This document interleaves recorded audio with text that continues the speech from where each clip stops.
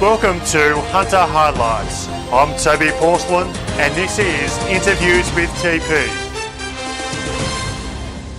She's made the transition in uniform and saddle, though there's one common theme that has remained intact, and that's horsepower. Amy O'Mara knows all about that, as she now competes in the Australian Superbike Series, the only female taking on the men at their own game and succeeding.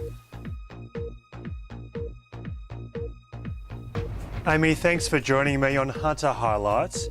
Tell me, how does a former equestrian rider come to race motorbikes in a purely male-dominated sport? I think I just wanted to up the horsepower maybe just a little. No, I started riding because I found with the horses just taking up a lot of time, and I just wanted something that I could ride and just put in the garage and not worry about it. So that's how I started. What is it that attracts you to racing motorbikes as opposed to riding recreationally? You can go a lot faster on the track than the road, and that's in a much safer environment. It's the idea of winning, you know, that's a joy. Racing guys is pretty exciting, especially when you beat them. That's about it. You race two different bikes, that being a 600cc and a 1000cc in a range of road races. Just tell us about the various races you compete in. Well, both of them are all against men. I'm the only female because there's not enough females to make up a full grid. So they're both very different races. Obviously the 1000s are a lot tougher than the 600s purely because of the weight and the speed that they can do it. But I am actually faster on the 600 than the 1000. I think because I find it more nimble than the 1000. But they're both great bikes. As you mentioned, you are the only female rider in both those classes. What was the initial reaction when you first got into bike riding from the male riders?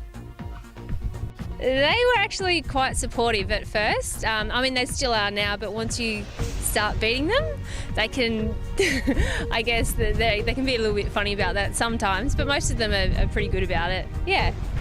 So once you start whizzing past the blokes on track, they tend to show a bit more respect? They do, and they definitely try harder when a girl overtakes them. And the bike's pink, so they've got to try hard. Was there a level of intimidation when you first started out? Yeah, definitely. When I first started, I was quite scared. I was embarrassed. I didn't want to go out there and be like the girl that came last or anything. So I put a lot of pressure on myself to do well. So I did a lot of training and track days to get faster. So as soon as I started racing, I gave it all. And you got your licence without even your mum knowing, I believe. What does the family think now of what you do? I did hide getting my licence. I actually hid it from my mum for about 2 months. Now she's proud. She's happy that I'm racing on the on the track rather than on the road, just because it's safer. Besides racing for your own enjoyment, you also have a couple of admirable objectives that you set out to achieve. Tell us about those.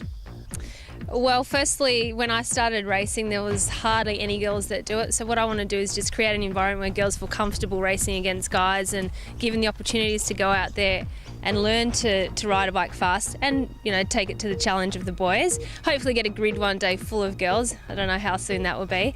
And the other thing is obviously with two pink bikes to raise the awareness for breast cancer for the McGrath Foundation. So if I can do that through racing and vice versa, then it's a win.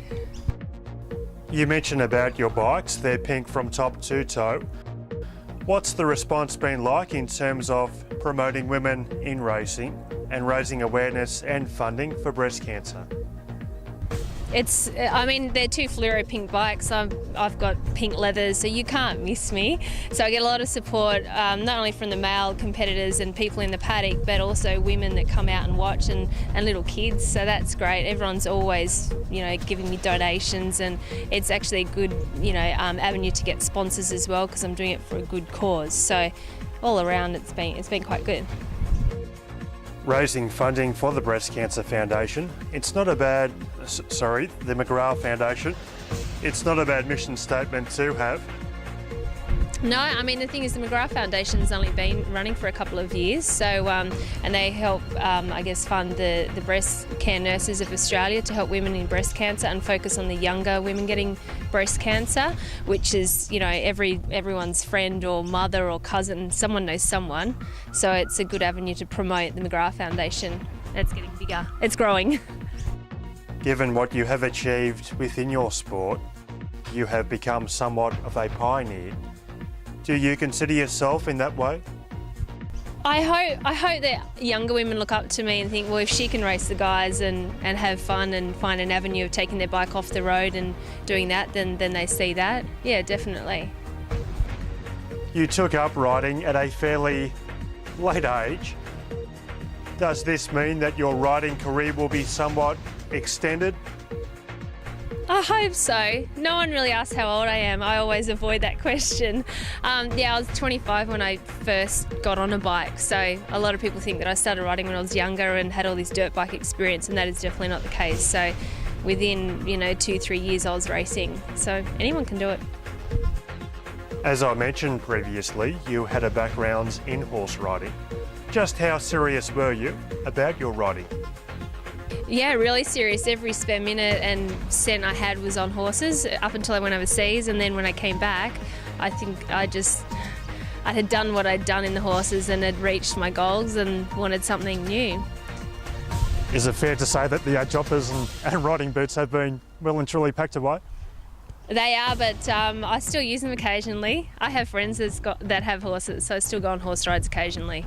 Yeah, it's not the same as competing as what I used to do, but it's still fun. You also do further promotional and awareness work away from the track with the Eagles Angels. Tell us about that. Well, that's a group of women that are involved around the local area here at Brookvale, and we support the Manly Sea Eagles. So it was the first club for women to be involved in a football club. So that's been going for years now, and I think there's about 18 of us. So that's been great too for helping the community as well. If you had the option of going shopping for the day or spending a day bike riding, what would you choose? It would be on the bike, that's for sure. Yeah, definitely. Probably a day at the track with friends or a day racing, yeah. Well, Amy, thanks for your time this afternoon. It's marvellous what you are doing, both on and off the track, and I hope the success continues. Thank you very much. Ta.